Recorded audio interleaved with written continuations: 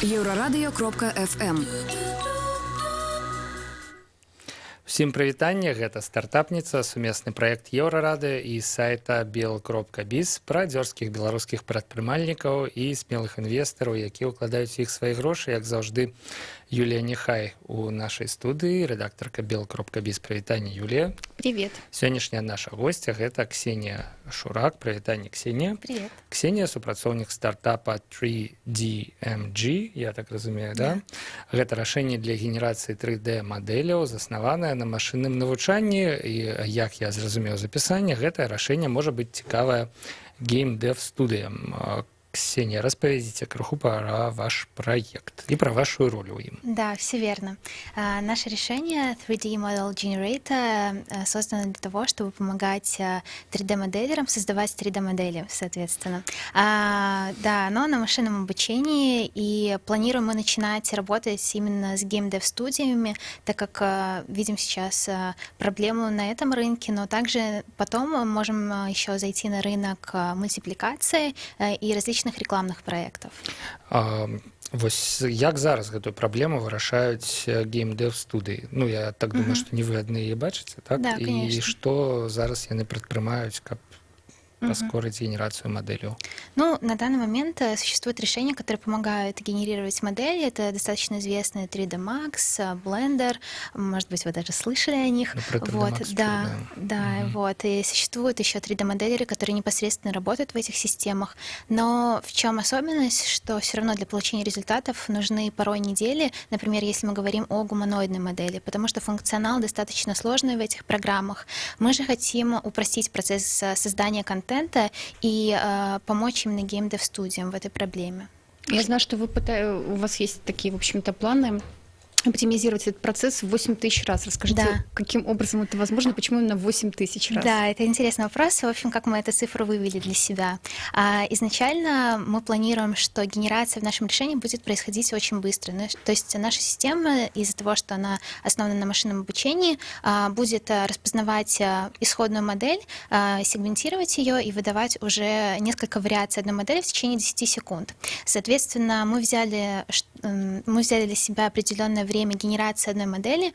Ну, в среднем для черновой модели может хватить даже и дня. Мы проводили опросы. Поэтому мы просто взяли количество секунд в одном дне, посчитали, что наша система будет генерировать модель за 10 секунд и вывели эту цифру. Вы сказали гуманоидная модель. Да, что это такое? Это значит человекоподобная модель. Мы хотим начать работать именно с этими моделями, потому что они занимают большее количество часов на генерацию у 3D-моделеров. И уже после того, как мы научимся работать даже с такими сложными моделями, там генерация домов для нас вообще не составит никакой проблемы. Ну, домы, наколькі я разумею, не рухаюцца, ну, звычайна, у гульнях. Вось. Да. А люди рухаются, правильно? Да, и да. складанность. Да, кроме того, потом мы еще хотим добавить функцию анимации и, соответственно, тоже анимировать гуманоидных персонажей. Ну, вы, получается, поможете художникам или же можете даже их заменить? Ну, на данном этапе мы все-таки нацелены на то, чтобы помогать художникам, просто чтобы сократить, скажем так, рутинные задачи, потому что все равно есть на данный момент все равно есть какие-то вещи, которые, например, связаны с уникальными персонажами, которые, возможно, наша система пока не сможет повторить. Поэтому мы пока просто как помощник моделерам. В дальнейшем посмотрим, может быть, будет возможна и полная автоматизация этого процесса. То бок гаворка про тое, каб нехта стварае персонаж, а ваше рашэнне вучыць яго рухацца там натуральным чынам, да? І робіць гэта вельмі хутка на базе того, что чаму яе навучылі вы. Бо гэта яшчэ і машинное навучанне. Да, но вот этот именно процесс анимации, который вы рассказали, он будет уже потом в дальнейшем сделан. Наш первоначальный этап, что мы хотим сделать, мы хотим помочь создавать вариативность моделей. То есть, например, человек, 3D-моделер, загружает свою модель в нашу систему, мы ее анализируем, и уже выдаем другой результат. Например, если человек захотел сделать свою модель с другими конечностями или немного другой формы, то все это мы сможем сделать и выдать несколько вариантов. Круто. А расскажите вот подробнее, как вы используете машинное обучение, какой точности вам удалось уже добиться? Ну, на данном этапе мы еще находимся на процессе сбора базы данных и решаем, каким именно путем нам все-таки пойти, как оптимизировать все процессы, чтобы ускорить создание MVP. Вот. Но мы надеемся, что все-таки это будет, конечно, более точная выдача данных, но, скорее всего, это уже будет на тот момент, когда мы дойдем до большого количества именно сбора данных. Так как у нас пока база данных не настолько велика, мы просто начнем обучать нашу нейросеть, и уже, опять-таки, с ростом базы данных точность будет увеличиваться. Ну, какие у вас результаты вот появятся, на ваш взгляд, через сколько? Но мы планируем в сентябре уже сделать наш MVP и показывать уже первые результаты по генерации моделей. Да, возможно, там у нас будут артефакты, возможно, у нас будут неточности, но сейчас мы хотим именно добиться вообще создания довести до конца создания самого MVP и уже дальше делать наше решение более точным. То бок вы вырашылі загубіць сваё лета, Да. потому что калі у верасні у вас будзе MVP, давайте, дарэчы, патлумачым, што такое MVP. Можам мы гэта нейкая прамежкавы стан проекта у паўгатовасці. Ну, минимально готовый продукт. Мінімальна гатовы прадукт, які можна прэзентаваць. Ксенія крута распавядае нам, дарэчы, пра тэхнічныя рэчы, хаця, наколькі я зразумеў, яна сама адказвае за маркетинг і камунікацыі у гэтым стартапе. Да. Вось, таму, магчыма, мы нават распыталі яе крыху глыбей, чым варта было пра тэхналогіі. Вось распавядзіце, што ў такім праекце робіць маркетолог? Вось яго задачы на дадзеным этапе, да, ну, так. У нас уже просто был, я прошу прощения, в гостях маркетолог компании Wannaby, и Даша, она интересным образом охарактеризовала свою функцию в команде. Вот расскажите, в чем у вас она состоит? Наверное, на данном этапе это все-таки качественная валидация идеи и сбор информации, потому что когда только запускаешь проект, необходимо очень хорошо проанализировать рынок и собрать информацию со всех возможных и невозможных источников, потому что, насколько в интернете вот я заметила, очень много данных, они действительно в закрытом доступе и стоят каких-то баснословных денег. Поэтому, да, на данном этапе я занимаюсь именно валидацией идеи, коммуникацией с 3D-моделерами, собираю интервью, опять-таки анализирую всю эту информацию и уже тоже составляю вместе с моей командой предложения, например, по бизнес-модели, потому что тоже это все-таки важно понимать на данном этапе проекта. То есть такая больше аналитическая деятельность сейчас происходит. Накіраваная ўнутр кампаніі, атрымліваецца, а не на знешнія камунікацыі. Пока что да. А сколько вообще сейчас человек в команде и кто эти люди? Да, в нашей команде сейчас 3 человека. У нас всего 3 кофаундера. Владислав и Владислав, один из которых наш CEO, управляющий директор, и второй Владислав CTO. Ребята с очень хорошим опытом по технической части. Влад, который наш CEO, имеет опыт работы с машинным обучением, и мы считаем, что это наше ключевое преимущество. Также одна особенность нашей команды в том, что у Влада был опыт работы в разработке игр. И они сами выигрывали с его командой раньше хакатоны, поэтому действительно для нас это сейчас очень полезно. И еще Влад, который наш CTO, тоже имеет экспертизу в искусственном интеллекте. Он закончил в этом году университет по специальности искусственного интеллекта, работает тоже в компании IBA разработчиком. Собралась на самом деле очень классная команда, и то, чего мы смогли достичь за относительно небольшой период времени, я считаю, это действительно очень колоссальный труд, и очень рада, что именно такая команда у нас. А як-небудзь адбываюцца камунікацыі вось з тымі геймдэв-студыі, якія мяркуюцца кліентамі? Зараз ёсць нейкія стасункі з імі, вы высвятляеце іх патрэбы, не ведаю, як гэта адбываецца, ці яшчэ рана? Нет, на данном этапе мы уже начали общаться с геймдев-студиями.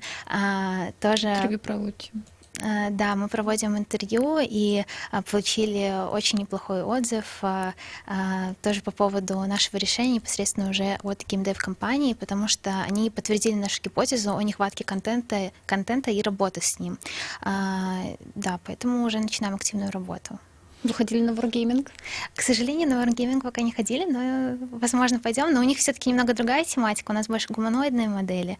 Вот. Но, возможно, тоже контакты с ними будут у нас. То бок сэнс у тым, што беларускія геймдэв-студыі маглі б зараз рабіць нашмат больш гульнявога контента, але ёсць тэхнічная нейкі бар'ер, столь, да, якая не дазваляе. Проста магчымасці апаратныя. Да, І да. тут ёсць прастора для гэтага стартапа. Круто. Давайте поговорим с вами теперь про Имагуру и бизнес-инкубатор. Да? Вось, я так разумею, что ваш стартап является часткой теперь бизнес-инкубатора Demium Startups, який пришел не так давно. Я думаю, что Юля нашмат больш ведае про гэта ўсё. Вось. Чым дапамагае гэты іспанскі інкубатор стартапу на дадзеным этапе? Вообще, мне даже, я, если не перебью тебя, Павел, я просто не знаю, сколько у нас времени там еще. У нас ёсць нейкі час да перапынку на навіны і пасля яшчэ шмат часу. Ясно. У нас там что-то показывают, кстати. Это нас там показывают. Да. Я хотела бы уточнить вообще, как вот вы организовались вот эту команду. То есть я знаю, что прежде вы работали в тоже достаточно успешной белорусской компании. Оба Владислава вот тоже были хорошо пристроены. Как вот они решили сделать стартап? Почему они пошли в Demium? Вот. Ну, на самом деле, все ребята в нашей компании, они достаточно амбициозны. И я думаю, что это все случилось неспроста, то, что мы попали именно в этот инкубатор, как-то вот звезды так сложились, и чем вам вообще помогает Demium, почему мы собрались вот именно в нашу команду? На самом деле у нас было очень много коммуникаций с другими ребятами из инкубатора, мы проходили много сессий нетворкинга с ними, но после вот 30 сессий нетворкинга ты понимаешь, с какими людьми ты сможешь дальше работать, с какими нет. И вот как раз-таки Владиславы, они очень подошли мне по духу. Мне кажется, что наша команда, она такая очень амбициозная, то есть у нас какие-то такие есть общие цели, которых мы хотим достичь, и вот это вот нас объединяет. Это очень интересное такое замечание, потому что я знаю, вот у Demium Startups есть критики в стартап-комьюнити, и именно вот один из таких пунктов критики — то, что команда создана искусственно. Вот вы можете привести какие-то примеры челленджей, когда ну, вот вы действительно выкристаллизовались как команда? Да. Ну, наверное, стоит начать с того, что когда мы уже прошли в сам инкубатор, перед нами ставились определенные задачи, которых мы должны были достичь. Например, одно из мероприятий — это был выход в поля. Нам дали деньги, сказали, вам нужно их приумножить. И вот как раз-таки тогда мы были тоже в команде с Владами, и потихоньку мы как-то начали думать, как мы можем эти деньги приумножить. Закупили какие-то там блокнотики в обычных киосках, начали их перепродавать, и в таких ситуациях ты понимаешь, с кем ты действительно можешь работать, а с кем нет, потому что иногда есть боязнь у людей, например, тоже коммуникации с незнакомыми людьми. Но у нас в команде такого не было. Я считаю, это очень важно тоже, потому что когда перед тобой ставится цель, а ты не можешь ее достичь, ты боишься, ты закрываешься в какую-то свою ракушку, ну, тогда мне, например, с такими людьми будет работать тяжело. Я думаю, ребятам, которые в моей команде тоже. А у нас как-то случилась синергия, то есть мы смогли прийти к результату после вот этого мероприятия. И, наверное, уже на этом этапе я поняла, что да, я хочу работать. Что есть команда. Да. Сябры, нам трэба перарвацца на кароткі выпуск навінаў. Літаральна праз 2 хвіліны мы вернемся ў студыю Еўрарадыо. А зараз мы, я просто нагадаю, да, каб тыя, у каго зараз мы яшчэ ў эфіры мелі стымул для того, каб уключыцца ў гэтую размову пасля. Мы размаўляем пра 3D-мадэляванне для геймдэва. У нас у гасцях Ксения Шурак, маркетолог стартапа 3DMG. Перерываемся.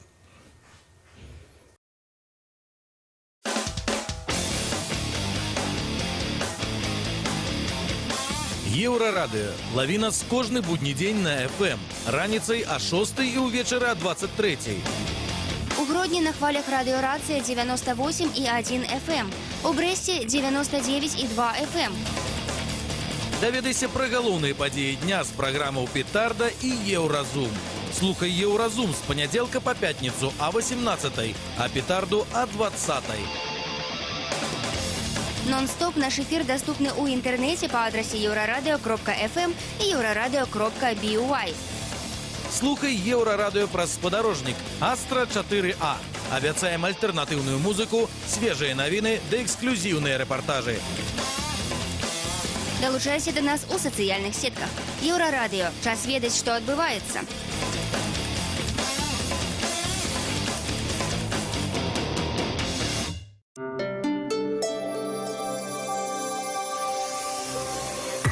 Еўрарадыё.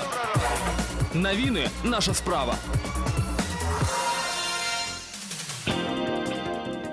Вітаю, каротка пра асноўныя падзеі на гэты час. У Міністэрстве адукацыі вызначылі даты вакацыі беларускіх школьнікаў у новым навучальным годзе 19-20. Інфармуе Мінск Ньюс. Увосень адпачынак складзе 9 дзён з 1 до 9 лістапада уключна. Зімой 17 дзён з 26 снежня до 11 студзеня. Веснавыя вакацыі будуць кароткія, толькі 6 дзён з 30 сакавіка до 4 красавіка. Для вучняў першых і другіх класаў прадугледжаны дадатковы адпачынак ад 17 до 23 лютага. ДАІ прапанавала ўвесці градацыю ступені ап'янення і зрабіць больш жорсткай адказнасць за кіраванне аўтамабілем у п'яным выглядзе, распавёў цяперашні начальнік ДАІ Беларусі Дмітрый Карзюк. Першая ступень ад 0,3 до 0,79 праміле алкаголю. Для гэтай катэгорыі парушальнікаў павялічыць штраф да 100 базавых велічыняў, раней ад 50 до 100. Тэрмін пазбаўлення права кіравання аўто той жа 3 гады. Другая градацыя ад 0,8 праміле і болей. Тады ўжо штраф у 200 базавых велічыняў і пазбаўлення правоў на 5 гадоў. Гэта ўзмацненне жорсткасці мы згаднілі з усімі ведамствамі, якія зацікаўленыя ў пытанні. Пры перапрацоўцы кодекса, я думаю, гэтую норму мы ўнясем, сказаў начальнік ДАІ.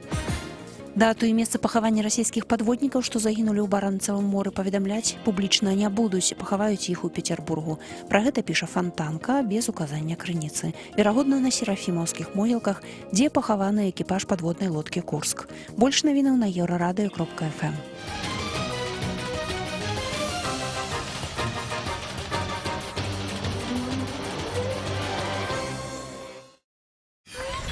Еўрарадыё.фм. Вяртаемся ў студыю Еўрарадыё. Гэта стартапніца, як заўжды. З намі рэдактарка bel.biz Юлія Няхай. Яшчэ раз прывітанне, Юлія. Добрый день. І наша гостья гэта Ксенія Шурак з 3DMG. Прывітанне яшчэ раз, Ксенія. Привет.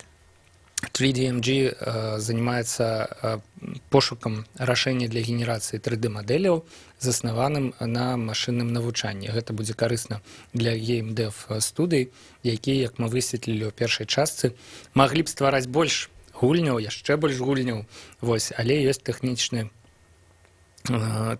столь тэхналагічная, якая мне дазваляе. 3DMG збіраецца зрабіць больш хуткай генерацыю мадэляў у 8000 разоў, як гэта было.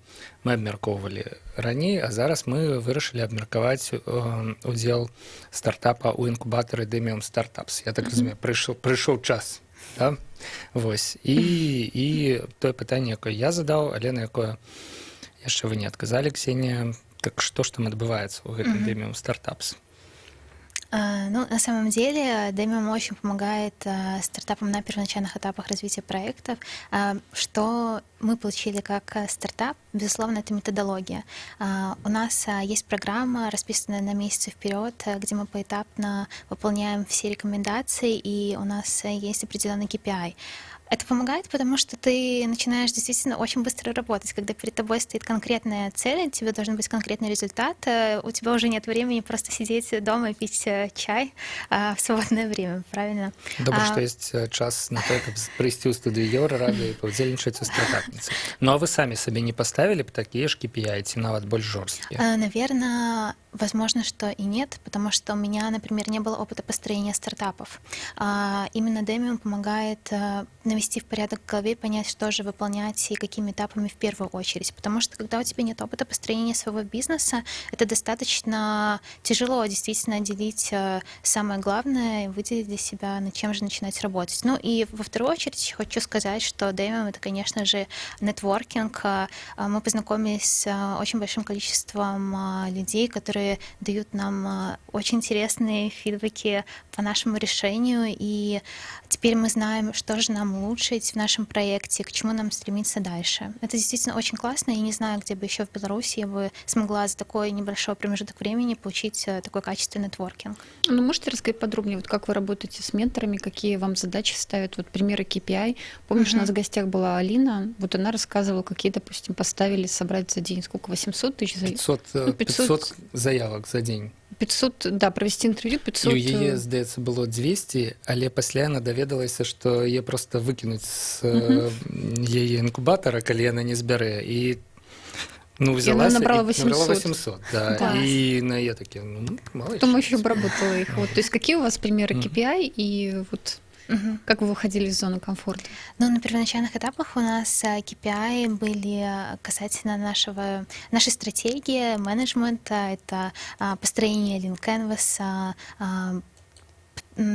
проработка менеджмент-стратегии. То есть это все такое основные планы, да, которые должны быть у стартапа и понимание дальнейших шагов. Но, например, у нас тоже были KPI по интервью. У нас, конечно, не было 800 интервью, у нас было 60 интервью, но все равно это такой челлендж. Особенно, когда ты занимаешься не только сбором интервью, а еще и там анализом и разработкой, то это, конечно, тоже тяжеловато. Да, тоже количественные у нас показатели, безусловно, есть. И также, как пример, могу привести, например, создание лендинга, KPI, то есть за неделю тебе нужно создать лендинг. Ну, то есть это такие вещи, которые обязательно должны быть у каждого стартапа. А работа с менторами, вот кто у вас менторы? Менторы збольшага беларускія. Менторы есть разные, не только белорусские, также есть и иностранные менторы. Например, у нас есть в нашем инкубаторе ментор Хуана. Да, он работает в Беларуси, но сам он из Испании. И очень интересно тоже было нам с ним коммуницировать, потому что мы рассматриваем различные рынки для работы нашего стартапа. Это не только белорусский или западный рынок, но также мы смотрим и на восток, и он нам дал очень полезные советы, потому что у него был опыт построения бизнеса в Китае.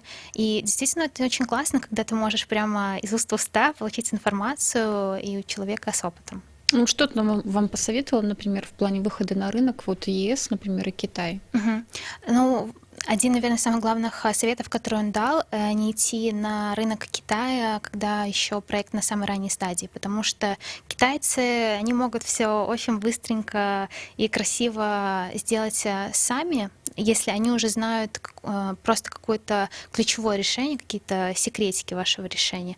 Поэтому сначала мы будем разрабатывать наше решение, доводить его до ума и не раскрывать тайны основные. И уже потом, когда решение будет готово, тогда уже можно идти на китайский рынок. Но на первоначальной стадии это достаточно опасно. А вообще у вас какие планы вот в плане экспансии? Мы хотим начать работать с рынком западным, это все-таки рынок Америки, потому что там 4000 компаний, которые занимаются геймдевом, и также там очень хороший рынок малых бизнесов, там 2000 компаний. Это непосредственно та аудитория, с которой мы хотим начинать работать, потому что с ними коммуникацию будет наладить намного проще, чем с крупными компаниями. Вот. Но в дальнейшем, конечно, можно еще рассматривать рынок Китая, потому что рынок Китая находится в топе по вообще игрокам. Там достаточно большая онлайн-аудитория и игровая аудитория. В Америке, конечно, меньше. А что вот, получается, сейчас из себя представляет ваш MVP? Что вы планируете в него добавить? И как вы сейчас видите свою модель монетизации? Ну, вообще наш MVP будет готов в сентябре. На данном этапе мы делаем нашу нейросеть, которая будет понимать, гуманоидные модели или не гуманоидные, и потом уже после этого этапа мы сможем начать генерацию моделей. Вот. В плане монетизации мы планируем работать не только с B2B рынком, но и с B2C рынком. Это будет рынок 3D-моделеров, для которых мы будем разрабатывать наши решения, 3D-моделеры-фрилансеры. То есть не все же 3D-моделеры работают в геймдев-студиях, некоторые из них сами как фрилансеры тоже моделируют, поэтому с B2C тоже будем работать. Ну, какой вы видите вот все-таки бизнес-модель? То есть это фримиум или вот как? Да, у Тобто нас откуда возьмется гроши, да? бизнес-модель фримиум. Мы предполагаем, что в бесплатной версии пользователи смогут скачивать до 10 моделей. То есть, например, они загрузили к нам свою модель, мы ее обработали, вот 10 моделей в месяц они бесплатно могут скачивать. Потом у нас уже будет премиум-пакет, который будет стоить $1000. В этот пакет будет входить 500 моделей, которые пользователи могут скачать в месяц. Но на самом деле мы еще пока находимся на стадии проработки нашей бизнес-модели. Это не окончательный вариант. Возможно, мы добавим еще несколько пакетов, чтобы у пользователя было больше вариативности, чтобы, например, он не ограничивался только 10 или там, 500 моделями, а возможно, чтобы у него было как-то больше разнообразия. Давайте я тут уклінюся і патлумачу, што фрыміум гэта такая бізнес-мадэль, якая спалучае ў сабой у сябе і свабодныя бясплатныя усталёўкі, і гэта першая частка, да, free, і усталёўкі платныя преміум пакета для преміум карыстальнікаў, і адсюль другая частка міум, атрымліваецца free плюс преміум равно фріміум. Да? Але гэта, я вот так разумею, што то бок для фрилансераў вось гэтая свабодная усталёўка невялікай часткі функцыянала, а для кампаній гэта ўжо прэміум карыстання. Мне здаецца, не крыўдны для фрилансераў, да? Ну, бо яны ж вырашаюць адны і тыя ж задачы, в принципе, да? На самом деле здесь актуальный вопрос с авторскими правами. Вот на мероприятии, которое было недавно организовано Demium Startups, этот вопрос поднимался. То есть если, допустим, фрилансер делает модель, и потом фрилансер в другой стране делает точно такую же модель. То есть вот... Як вы гэта плануеце вырашаць? Ну, мы предполагаем, что наша система будет работать таким образом, что она не будет выдавать никогда одинаковый результат. Это в первую очередь. Во-вторых, да, обучать наши модели мы будем на исходниках наших фрилансеров, мы будем это включать в наше соглашение.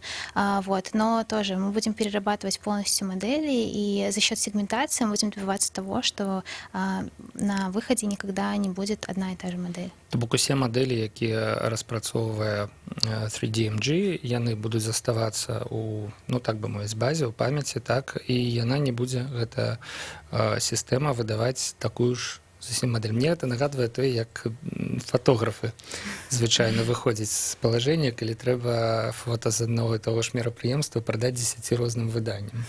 Да, вось яны дасылаюць такое, шалезнятае на чвэрць секунды пазней, да, і яшчэ адно, і яшчэ адно, і яшчэ адно. Усё ж такі яны будуць падобныя, і мне здаецца, што часам людзі не змогуць, ну, для мадэлі, для стартапа, для машыны гэта будуць розныя мадэлі, а для чалавека аднолькавыя. І тут магчымыя канфлікты сапраўды.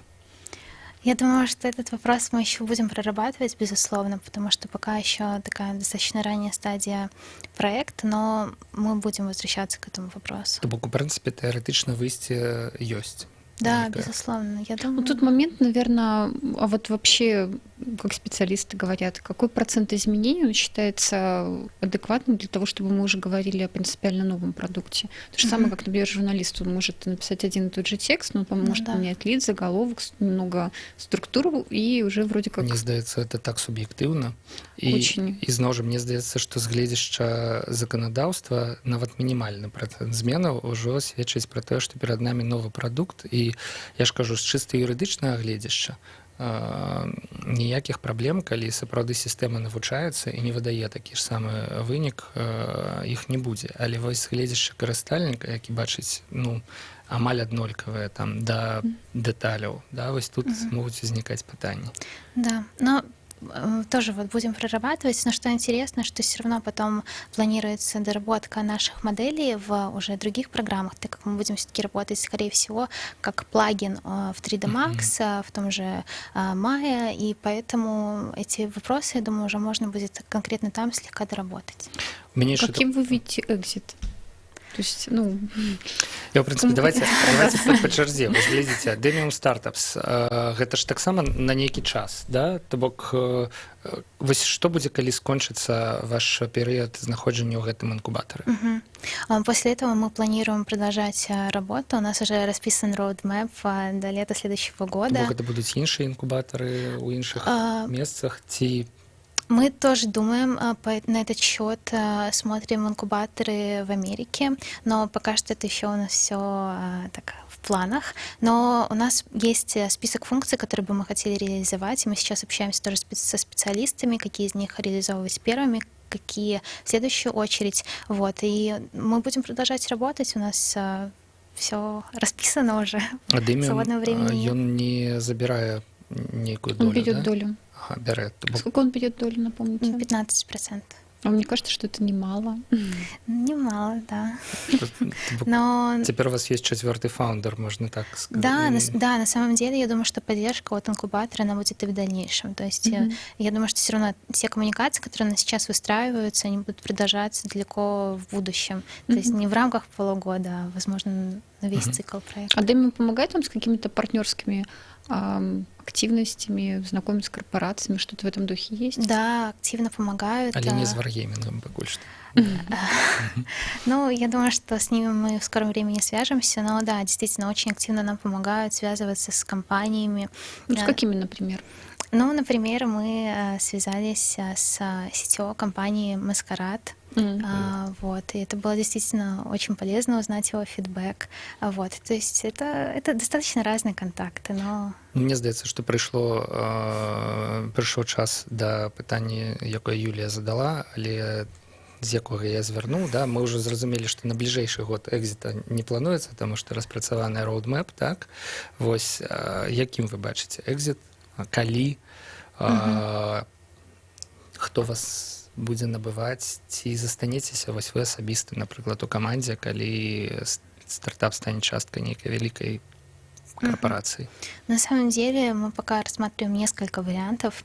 Это не обязательно может быть экзит, хотя на самом деле мы изначально планировали делать экзит, но тоже, смотря на наш roadmap, через год это точно будет невозможно, потому что продукт может получиться очень классным, действительно, очень может помочь 3D-моделерам, поэтому если уже планировать экзит, то хотелось бы, наверное, через несколько лет это сделать, может, через года 3-4, и будем рассматривать различные варианты, гейм-корпорации, которым это может быть действительно очень интересно и полезно. Да и не только, в принципе, мультипликация тоже, возможно, кого-то заинтересует. Но и рассматриваем второй вариант, это непосредственно работать над проектом в дальнейшем и развивать его. Ну что, я думаю, что вычерпали. Мне здаецца, што мы ад пачатку да заканчэння, да, ад таго, як нараджалася каманда і ідэя, да нейкага гіпатэтычнага, ўсё ж такі пакуль праз 3-4 гады, але экзіта абмеркавалі шлях стартапа 3DMG. Мне здаецца, было шмат класнага ў гэтай размове, шмат класнага пра тое, як нараджаецца, як сталее маладая каманда, як ёй дапамагае інкубатар, які знаходзіцца зараз працуе ў Мінску, Demium Startups. Дзякуй вам, Ксенія, за гэтую размову. Спасибо. Юлія, дзякуй за тое, што кожны тыдзень прыходзіце і задаеце добрыя пытанні, а я вас толькі перабіваю. Вось, але ладно. Павел Свярдлоў працаваў пры мікрафоне, наступная стартапніца праз тыдзень. Пачуемся.